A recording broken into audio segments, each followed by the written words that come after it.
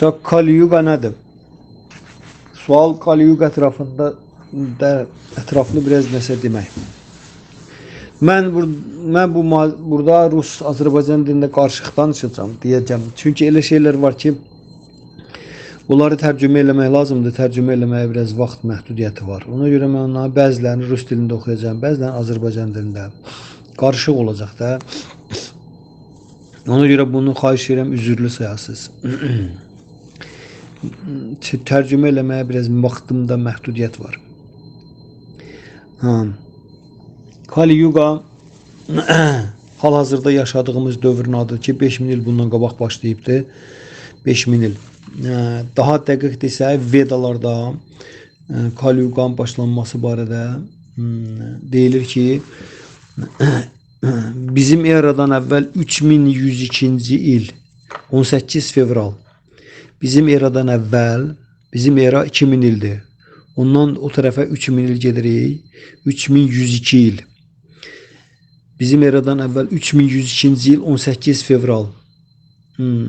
Astrologiyada Jyotish Shastra'da verilib bu Vedalarda. Başlayıbdı Kali Yuga. Uzunluğu 432 min ildir. Bu da 5000 ildir. 5000 ildən biraz artıq görürsünüz. 5000 il 102. 5102 min il. 18 fevral. Krishna Allah Ali şəxs planetdə olanda bürünc dövründən dəmir dövrünə keçid idi. Kali Yuga'nın başlanğıcı idi. Deməli bu dövrün uzunluğu 432 min ildir və bu 432 min il Vedalarda standart rəqəm kimidir ki, üstünə gəldikcə, özü qədər üstünə gəldikcə bu son tənəzzül dövrüdür. Üstünə özü qədər gəldikcə alınır o birisi dövrlər. Yəni 432 min il üstünə 432 min il gələndə alınacaq 864 min il bundan əvvəlki bürünc dövrün uzunluğudur. Bürünc dövrün 864 min il üstünə 432 min il yenə gələndə alınır 1 milyon 296 min il bu gümüş dövrün uzunluğudur. Gümüş dövrü 1 milyon 296 min ilin üzərinə yenə də 432 min il gələndə alınır 1 milyon 728 min il, o da qızıl dövrün uzunluğudur. Ona görə Kali Yuga 432 min il uzunluğundadır. 5'i gedib qalıb 427 min il. Kali Yuga nədir? Bu 4 dənə təkrar olunan dövrlərdən biridir. Onun metalı dəmirdir. Əvvəlki dövrün Satya Yuga'nın metalı qızıldır. Treta Yuga'nın metalı gümüşdür. Dvapara Yuga'nın metalı bürüncdür. Kali Yuga'nın metalı dəmirdir. Metalların qoyulması sadəcə olaraq həmin dövrün xarakteristikasını ifadə eləmək üçün. Qızıl, gümüş, bürünc və dəmir metalların arasındakı fərqlər, xassələr arasındakı fərqlər həmin dövrün insanların xarakteri arasındakı fərqləri nə eləyir? İfadə eləyir.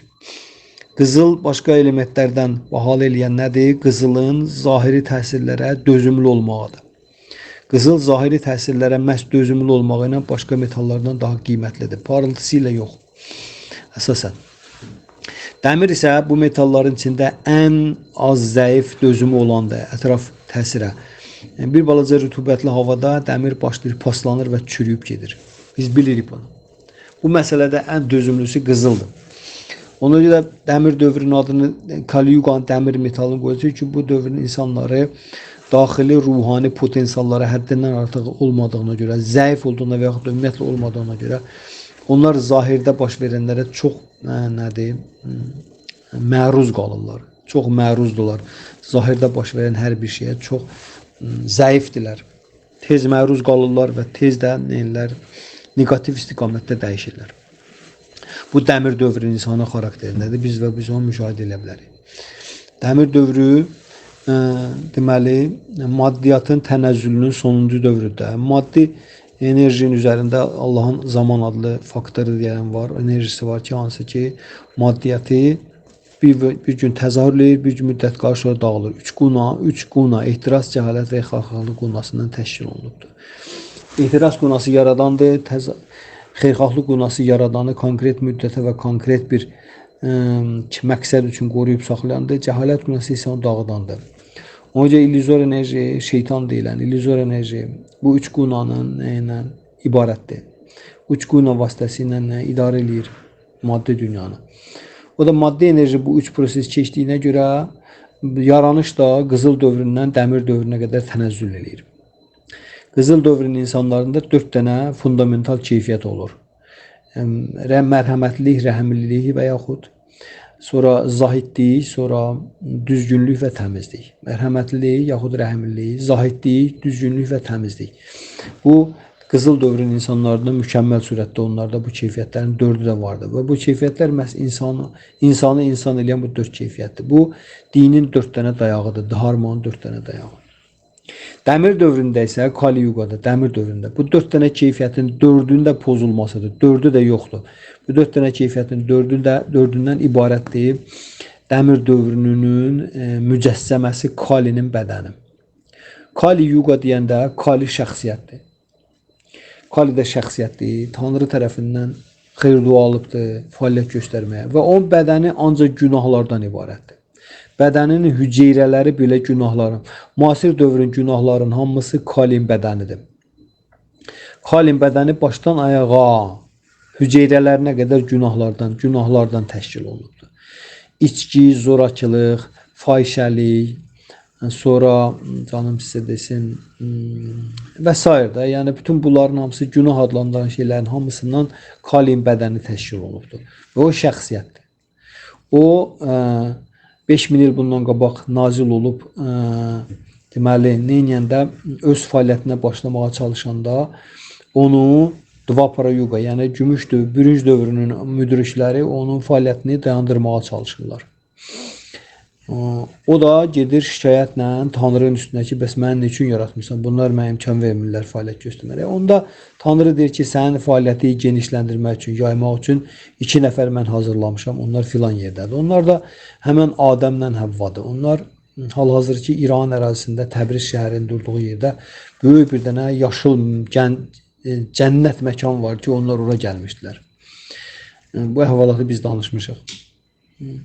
Və Kali gedib onları, həmən bu Kali, ilan cisim donuna girir, gedir onlara, neynir? Bildiyimiz kimi Avvan yoldan çıxardır, o da Adəmi yoldan çıxardır və onların vasitəsilə öz missiyasını həyata keçirdir. İnəyi öldürüb ətini yedizdirir insanlara.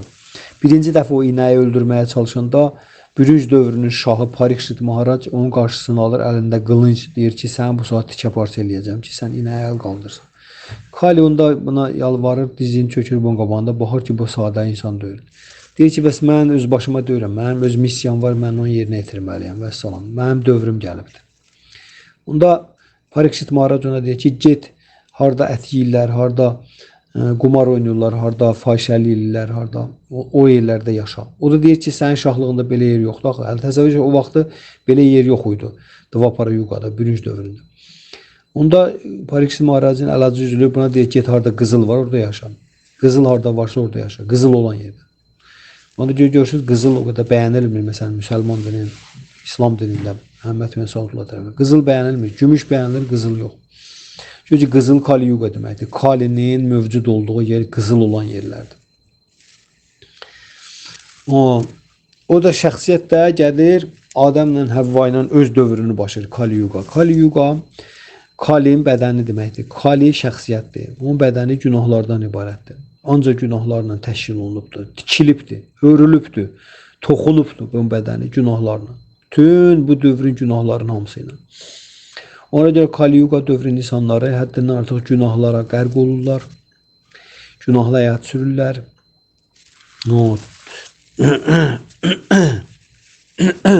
Yəni bu dövr bütün bu çətinlikləri, problemləri, günahları, bütün bu çatışmayan cəhətləri özü ilə gətirir. Qış özü ilə soyuqla qar gətirdiyi kimi. Sadəcə olaraq insanlara, Tanrı, dövrün insanlarına öz təklifini verir ki, mənim təklifimi qəbul etsəz, siz Kalin təsirindən azad olasınız. Eləməsəz yox. Peyğəmbərlər isə hamısı bir yerdə, hamısı sonuncuya qədər. Onlar Kalinin fəaliyyətini nə eləməyə, tormuzit eləməyə çalışdılar 5000 il müddətində. Yəni 5000, son 5000 il müddətində onlar Kalinin fəaliyyətini tormuzlanmağa gələn müdriklər idi. Ki Allah Ali şəxs özünün müqəddəs adların tərənnüm prosesini özünü neynəsin, gəlsin bu dövrdə təbliğ eləsin. Çünki Kali Yuganın uzunluğu 432 min ildir. 5 min ili gedibdi. İndi 10 min il bunun içindən ayrılıb da amnistiya burada yaşayanlara Tanrı özü şəxsən nazil olub bura, özü müqəddəs adları kimi. Onun da bura nazil olması üçün 5 min il müddətində peyğəmbərlər şərait yaradıblar. Yəni nə elbə Kalin fəaliyyətini biraz tormozlandırmağa çalışıblar. Tanrı özü nazil olubdu bu saat planetin üstündə, öz müqəddəs adlarını tərənnüm edir, özü gəzir, yəni onun müqəddəs adının özünün arasında fərq yoxdur. 10 min il cəmisi. 10 min ildən sonra bu proses dayanacaq. Qızıl dövrüdür bu 10 min il. Bu proses dayanacaq, təzədən Kali Yuga özünün 417 min il. Deməli, indi 427 min ili qalıb, 10 min ili qızıl dövr olacaq, yerdə qalan 417 min ili qatı şəkildə Kali öz fəaliyyətini yenə inkişaf elətdirəcək. O dərəcədə ki, dəmir dövrünün sonuna yaxınlaşanda insanların boyu 20 sm, 15 sm olacaq. Ömür müddətləri də cəmsi 15-18 il. Deməli, ona görə Kali belə bir şəxsiyyətdir. O, özü ilə gətirib bütün bu tənəzzül faktorların hamısı Kali ilə gəlir. 4 dənə insani prinsiplərin 4'ü də pozulur, hamısı. Kali Yuga dövründə. Bu elə bir ki, deyək ki, Kali Yuga tənəzzül erası deməkdir. Tənəzzül erası. Bizə tənəzzülün sürətlə getdiyi bir dövrdür. Kali Yuga. Onun haqqında Vedalarda, Şrimad Bhagavatamda konkret olaraq geniş məlumatlar vardır. Geniş məlumat var Kali Yuga haqqında. Oradan da bir balaca mən necə götürmüşəm ki, onu nəyə danışaq. Mən oxuyum sizin üçün Kali Yuga haqqında. Onu da mən Azərbaycan dilində çalışacağım, Azərbaycan rus dillərində oxuyum, tərcümə eləyim ki, həm rus dillilər başa düşərlər, həm də Azərbaycan dillərlər. Kali Yuga остается одна четверть часть религиозных принципов. Последний принцип. Постоянный уменьшается с нарастающим принципами безбожия и в конце концов быть уничтоженным. Deməli, 4 dənə prinsipdən biri Kali Yugada az-maz qalır. 4 dənə nədir?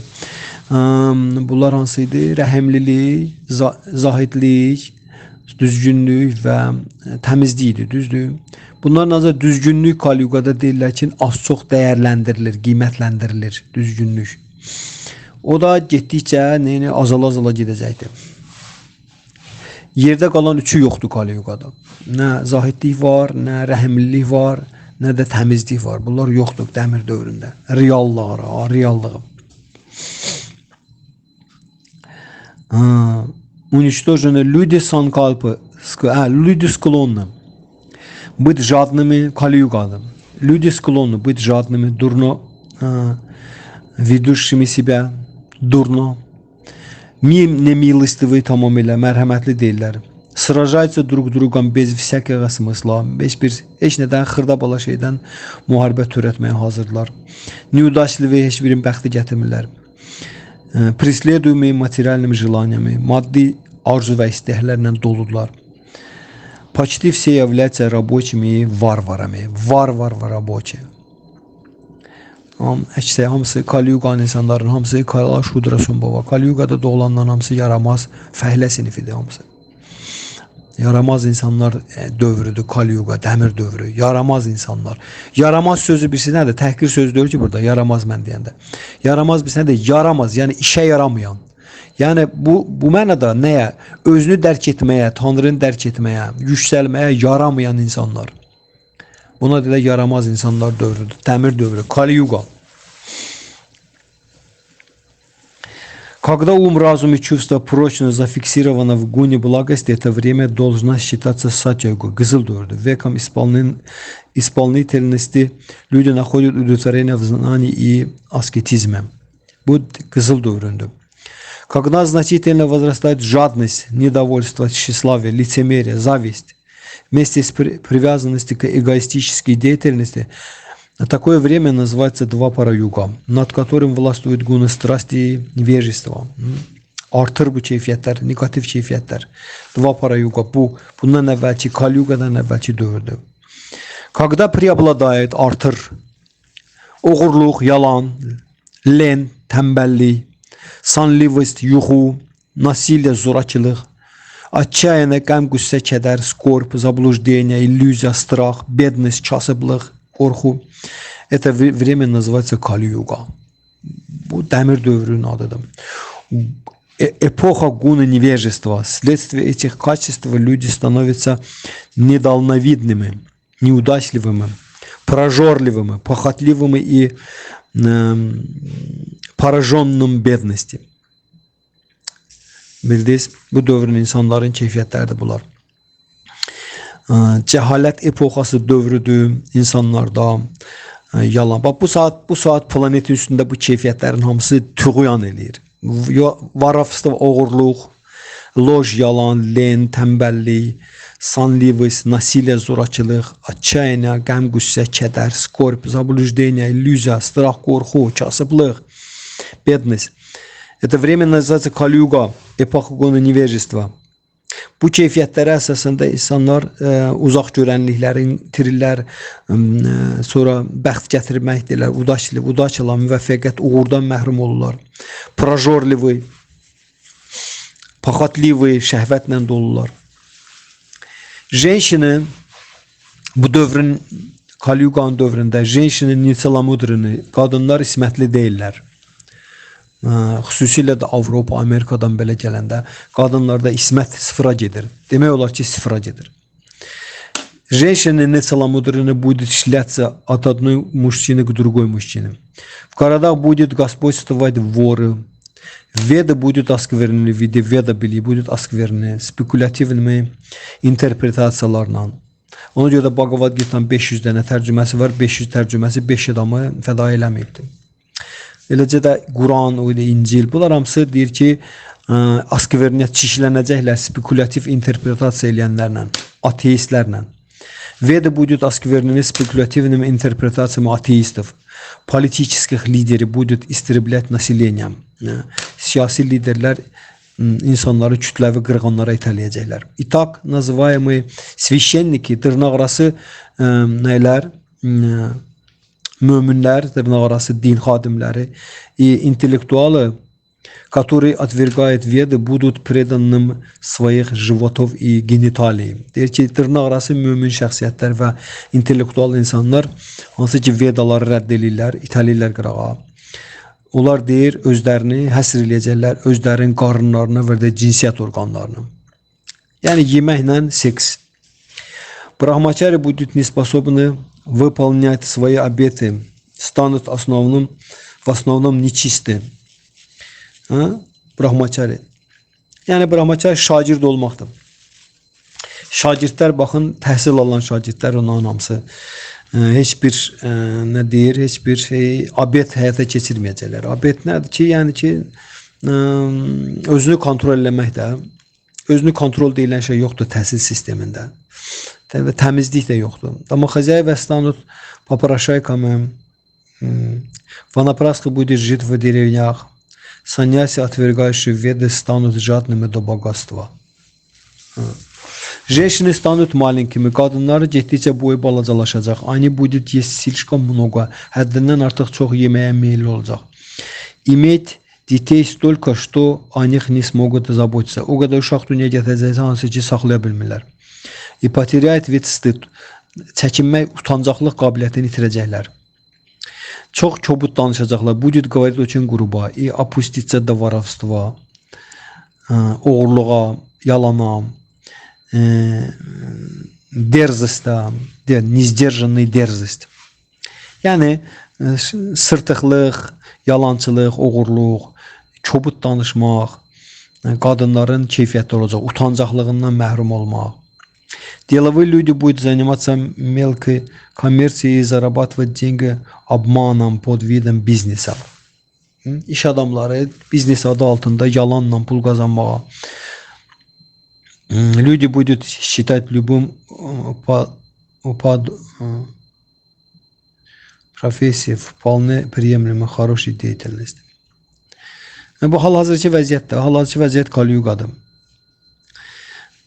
Так. Даже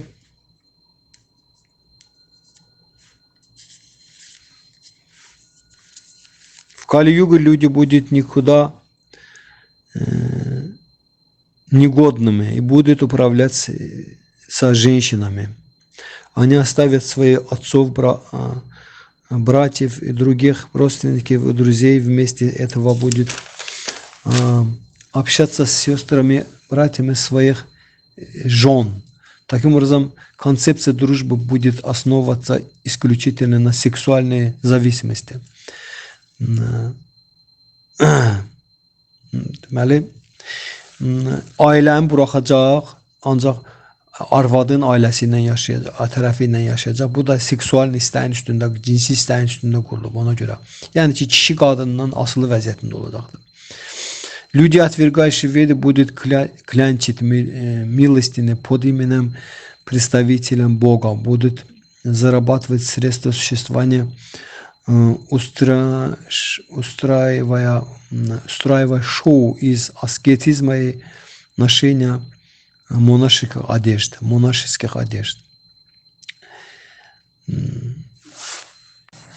Фактически люди в Кали-Юге постепенно станут выглядеть как существа, преследуемые духами и привидениями. Будет доходить до ненависти друг к другу даже из-за нескольких монет. Оставив дружественные взаимоотношения, они будут готовы отдать собственные жизни, убить даже собственных родственников. Люди не будут защищать своих престарелых родителей, своих детей, своих целомудренных жен и будут заботиться об услаждении своих животов и гениталий. Yani genitali medeniyeti da, Кали-Юга medeniyeti.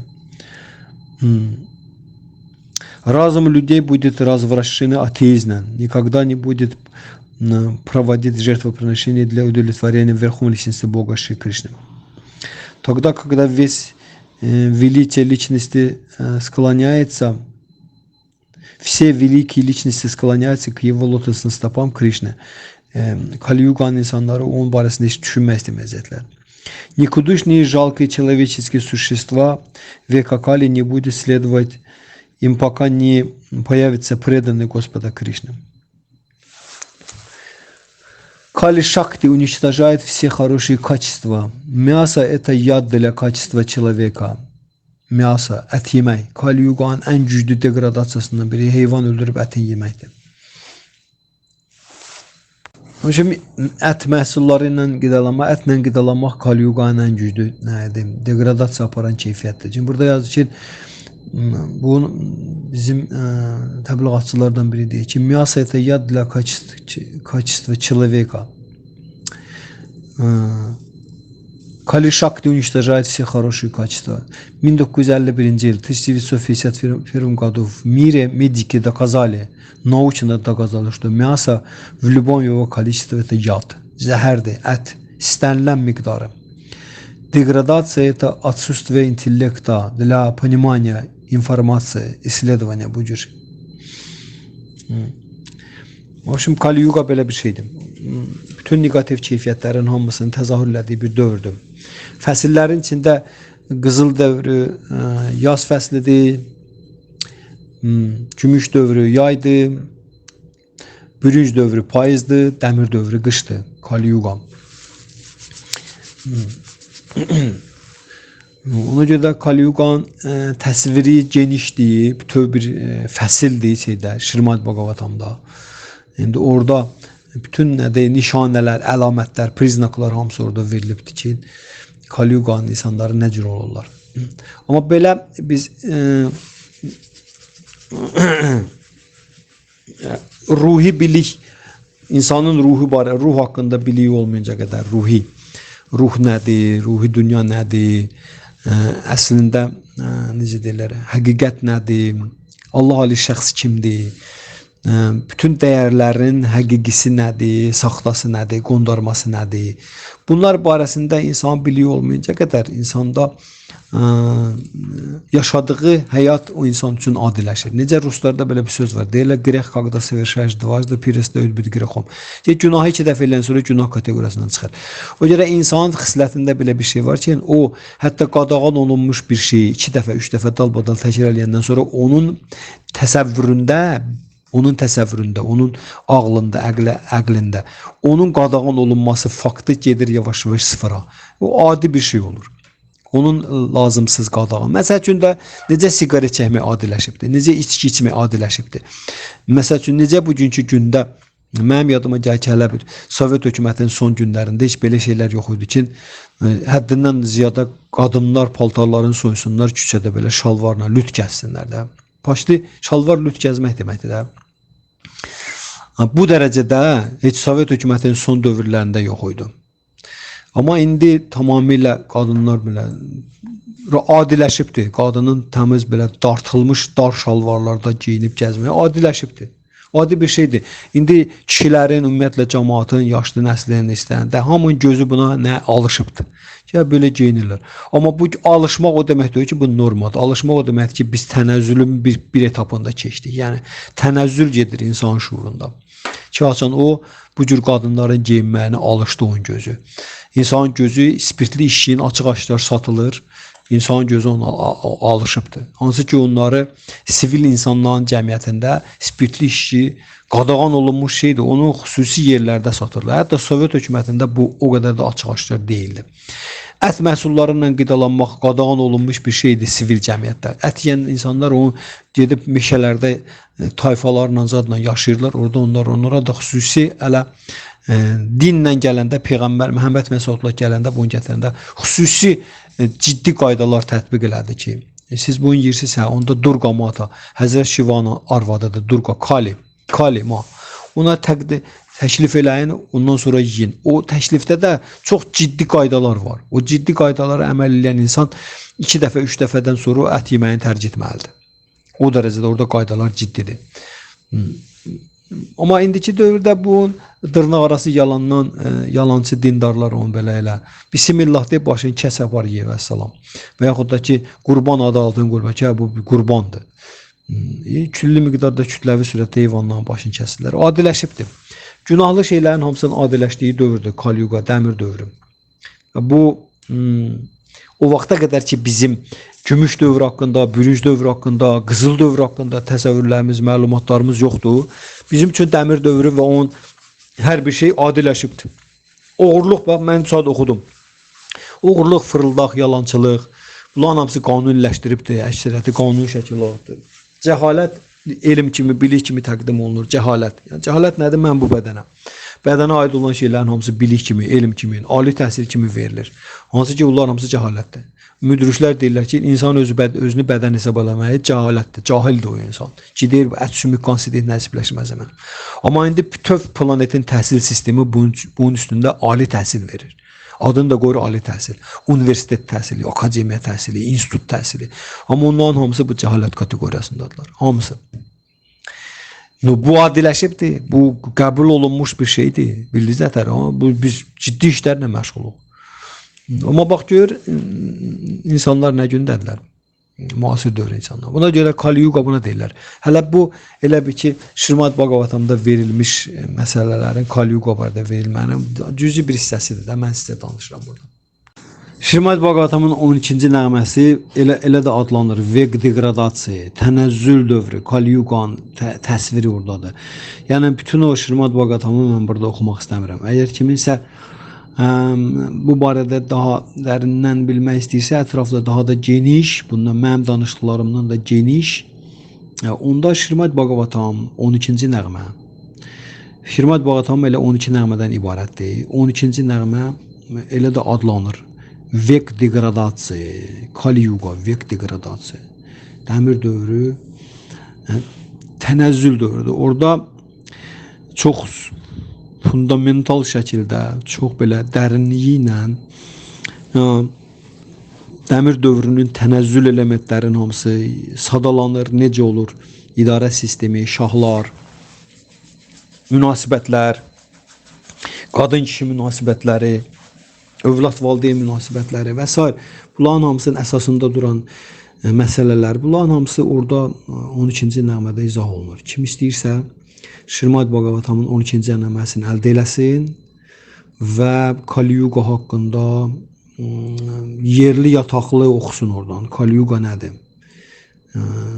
Bütün kitabı mən burada oxusam, özünüz bilirsiniz, nə böyük, uzun bir dənə mühazirə alınacaq. Amma mən ümumi məsələləri, ümumi mənzərəni burada danışdım, ümumi mənzərəsi.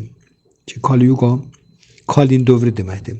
Kali də bədənin hüceyrələrinə qədər günahdan təşkil olunmuş, toxunmuş, hörülmüş bir dənə şəxsiyyətdir. Kali deyirlər ona. Adı da Kalidir. Amma bu Kali o Kali deyil də, deməli, Həzrət Şivanın yolda, həyat yoldaşı, zövcəsi, hansına görə müsəlmanlar qurban kəsirlər, təşrif edirlər. Kali-ma-i şəhadət. Kali-ma, Kali həmən Şivan arvadıdır, ma da ana deməkdir. Şəhadət də yəni mən onu şahid gətirirəm. Ona görə Kali-ma-i şəhadət, Kali-ma-i şəhadət çağırırlar, dualar oxunur konkret və qurban gətirir. Orada verilmiş o dualar, orada qoyulmuş qaydalar, tələblər, şərtlər, onlar o qədər ciddidir ki, qurban mərasimində.